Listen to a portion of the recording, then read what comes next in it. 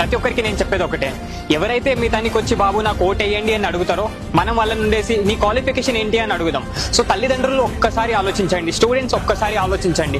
మనము చిన్నప్పటి నుంచి మనము పెద్దగా అయ్యేంత వరకు డిగ్రీ కావచ్చు, బీటెక్ కావచ్చు, మన డిగ్రీ బీటెక్ కంప్లీట్ అయిపోయిన తర్వాత మనం ఏదైనా జాబ్ చేయడానికి వెళ్ళాం అనుకో, మనకి ఇంటర్వ్యూ అని చెప్పేసి, రిటర్న్ టెస్ట్ అని చెప్పేసి ఓ పిచ్చ క్వశ్చన్లు 100 క్వశ్చన్ల దాకా అడిగి మనల్ని ఓకే మనం జాబ్ కి సూటబుల్ అయితేనే మనకు ఆ జాబ్ కి తీసుకుంటారు. అండ్ ఆ శాలరీ మహా అంటే 20-30 వేలు మాత్రమే ఉంటాయి.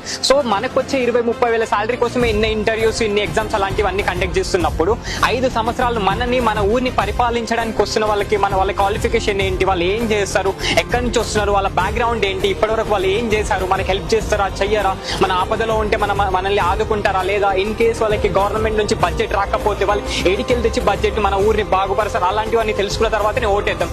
లేదు నాకు ఓటుకి 100 రూపాయలు, ఓటుకి 1000 రూపాయలు, లేకపోతే నాకు బిర్యానీ ప్యాకెట్లు ఇవ్వు, నాకు కోటర్లు ఇవ్వు, అలాంటి వాళ్ళకి మనం ఓటేసాము అనుకో, మహా అంటే ఒక రోజు తాగుతాము, 2 రోజులు తింటాము, ఇంకొక రోజు వాడిచ్చే ఒక 1000 రూపాయలు 2000 రూపాయలు మనకు వచ్చే ఒక కోటర్ బాటిల్ కూడా రాదు ఇప్పుడున్న ప్రజెంట్ జనరేషన్ లో. సో ప్రతి ఒక్కరు ఒక్కసారి ఆలోచించండి ఓటేసే ముందు. అండ్ ఈ ఓట్లకి నోట్లకి అమ్ముడిపోకండి, నిజాయితీగా ఓటేయండి, నిజాయితీ పరుని గెలిపించుకుందాం. జై హింద్.